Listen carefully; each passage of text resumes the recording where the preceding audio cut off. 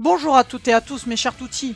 Aujourd'hui le sujet de la vidéo fera sûrement débat dans les commentaires car je vais parler de manga. Dans quel pétrin tu te mets? Je dois admettre que je ne suis pas un fan incontesté de manga, j'adore quelques-uns d'entre eux, mais sans plus, je pourrais très bien vivre sans manga. Je parlerai aussi d'anime, mais que ceux que j'ai vu tous les épisodes à ce jour dont la liste n'est pas ronflex. Ronflex? Énorme si tu préfères. Pour les rageux qui disent oh mais tu n'as pas de goût, tu n'y connais rien, etc. Vous pouvez cliquer sur ce bouton, en plus il est bien gros, comme ça vous pouvez cliquer facilement dans les 3 secondes. Oui, le bouton est un fake. Oh, c'est drôle. Oui, comme ta face. Bref, alors le manga est composé de 2 mots. Il est composé du mot man, qui a plusieurs significations, divertissement, caricature, exagération, etc. Et de ga, qui veut à peu près dire dessin. Le manga est donc une bande dessinée japonaise comme un comics et une bande dessinée états-unienne. Mais attention, il ne se lit pas de gauche à droite quand on lit un Picsou Magazine, mais de droite à gauche. Les japonais, c'est comme les anglais, ça fait tout à l'envers. Mais quand j'étais petit, je le savais pas. Alors quand un ami m'a prêté un manga, Dragon Ball 7, je m'en souviens, il n'y avait pas de couleur, alors ça ne donnait pas envie. Ça leur coûtait trop cher de leur mettre de la couleur à ces japonais. Et en plus, ils nous vendent ça 7 €. Oui, ils arnaquent. Oui, mon anglais est toujours aussi bon. Et en plus, comme je suis une bonne personne du monde occidental, j'ai lu le manga de gauche à droite. Tu m'étonnes que tu n'as rien compris. Et pas de commentaires, car je suis portugais. Et alors? Le Japon a été découvert par les Portugais. Oui, monsieur. Alors j'aimerais un peu plus de respect que ça. Que certaines personnes qui disent qu'elles sont fans du Japon et qui ne connaissent ni ce que c'est un shogun ou la capitale. Si, je vous assure, un mec m'a sorti que c'était Kyoto la capitale. Peut-être qu'il a dit en verlan. Non, je crois pas, non. Et les filles rigolaient pas trop. Une m'a sorti que c'était Pékin. Pékin? Mais c'est la Chine. Alors? Jens, on s'éloigne du sujet. Du sujet. Mais oui, les mangas. Ah oui, les mangas, c'est vrai, excuse-moi, on va se remettre dans le vif d'un sujet.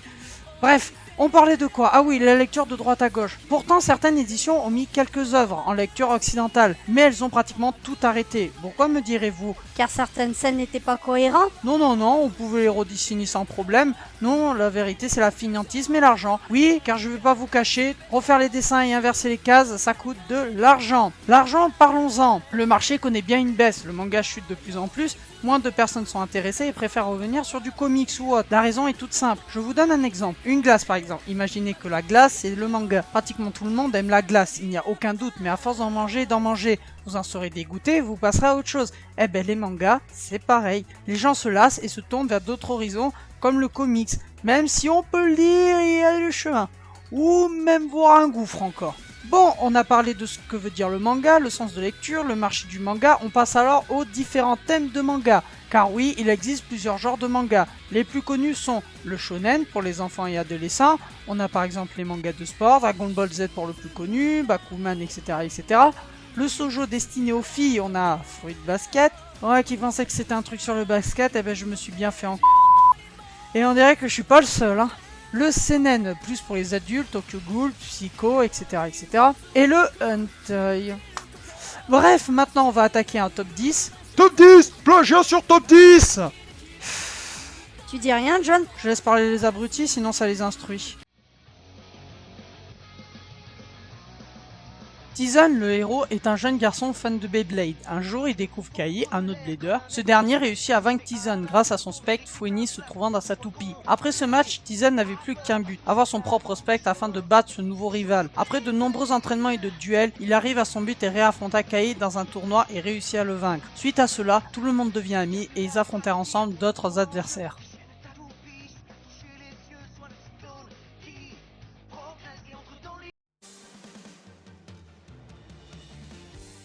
Sacha est un enfant de 10 ans qui rêve d'être maître Pokémon. Pour cela, il doit collectionner les 8 badges d'arène. Pour y arriver, il alla voir le professeur Chen qui lui donna un Pokémon au nom de Pikachu, puis se mit à l'aventure avec son nouveau compagnon. Durant son périple, il rencontra ses nouveaux amis que sont Pierre, Ondine, ainsi que plein d'autres personnages secondaires. Mais malchance, il devra en plus de son aventure et le défi d'être maître Pokémon de devoir affronter la Team Rocket, une organisation de malfrats.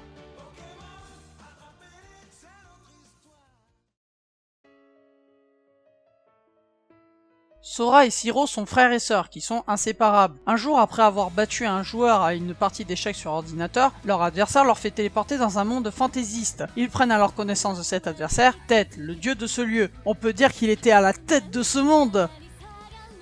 Ouais, elle était pas terrible celle-là. Bref, il leur dicte par la suite les 10 règles. Après cette rencontre, nos deux protagonistes décident d'explorer celui-ci et prennent un malin plaisir de jouer avec les personnages qu'ils rencontrent. Ce qui les amènera à diriger l'une des 16 races, la race des Humanity, qui est la plus faible. Mais cela les découragera pas de pouvoir conquérir ce monde pour affronter de nouveaux têtes et prendre son titre de dieu.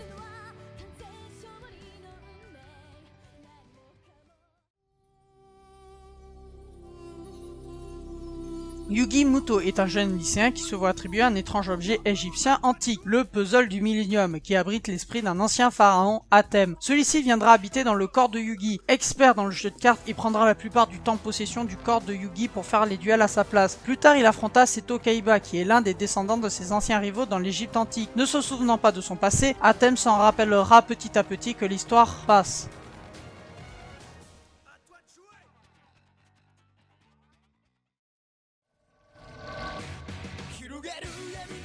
Yagami est un lycéen surdoué qui découvre un étrange cahier surnommé 10 notes. Devenant par la suite propriétaire de cette dernière, il apprit en lisant les règles inscrites dessus que ce cahier peut tuer n'importe qui en inscrivant juste le nom, le prénom et en ayant connaissance du visage. Mais ce cahier appartient à un Shinigami qui a laissé tomber son cahier pour voir la réaction des humains pour pouvoir se divertir. Yagami utilise alors ce cahier pour tuer tous les criminels de ce monde qui jugent corrompus et meurtriers. Mais un certain détective nommé Elle veut résoudre la mort de ces criminels, morts mystérieusement, souvent d'une crise cardiaque. Yagami et Elle se déclareront ennemis en pensant que chacun est la justice.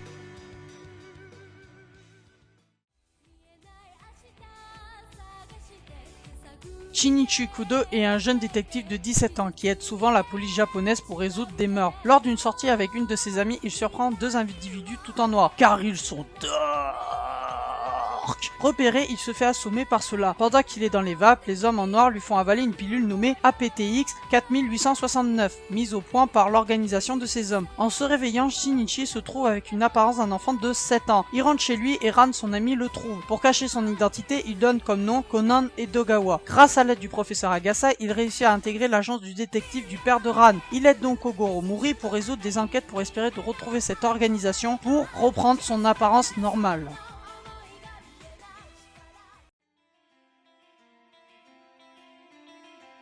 Keto, fils d'un magicien d'une renommée mondiale, découvre 8 ans après la mort accidentelle de son père qu'il était un voleur international, le Kit Kat Burger. Il comprend donc que son père n'est pas mort d'un accident, mais bien d'un assassinat. Il reprend donc le costume de son père pour essayer de découvrir la vérité et d'arrêter les coupables. Mais pour cela, il doit voler de nombreuses pierres précieuses pour faire parler de lui dans les médias et retrouver la pierre que les tueurs de son père recherchent vivement. Il aura donc l'organisation qui a tué son père, la police japonaise ainsi qu'un jeune détective nommé Conan à ses trousses.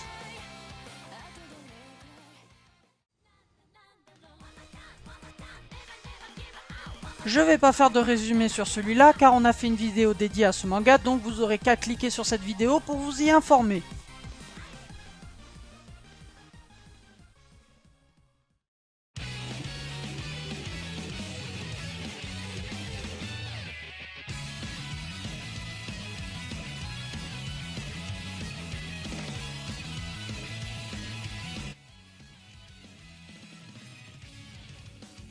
Le club de basket de Serine accueille Teiga Kagami, un japonais venant des États-Unis, et Tetsuya Kuriko, le 6e homme fantôme de la génération des miracles. Même si l'équipe a le désir de devenir numéro 1 du Japon, les deux nouvelles recrues détiennent un autre objectif. Kagami veut devenir le meilleur joueur du Japon en battant les 5 membres de la génération des miracles, Kisei, Aomine, Midorima, Murasaki Bara et Akashi. Kuriko, quant à lui, veut prouver à ses anciens coéquipiers qu'on peut gagner avec le style de basket de Serine.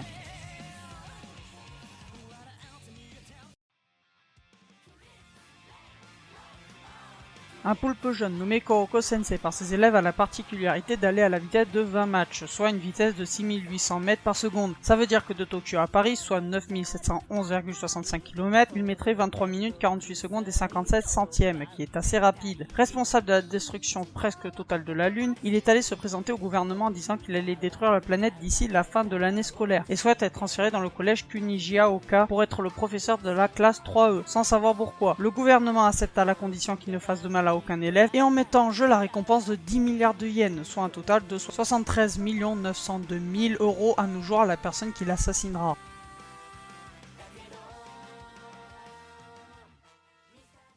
Voilà, la vidéo est finie. Les mangas du top 10 pourront être des futurs sujets, des à connaître sur les mangas seulement ceux qui sont ou seront bientôt finis. Je rappelle que ce top 10 est un top 10 personnel, évidemment, il y a d'autres mangas que personne n'aime pas, etc.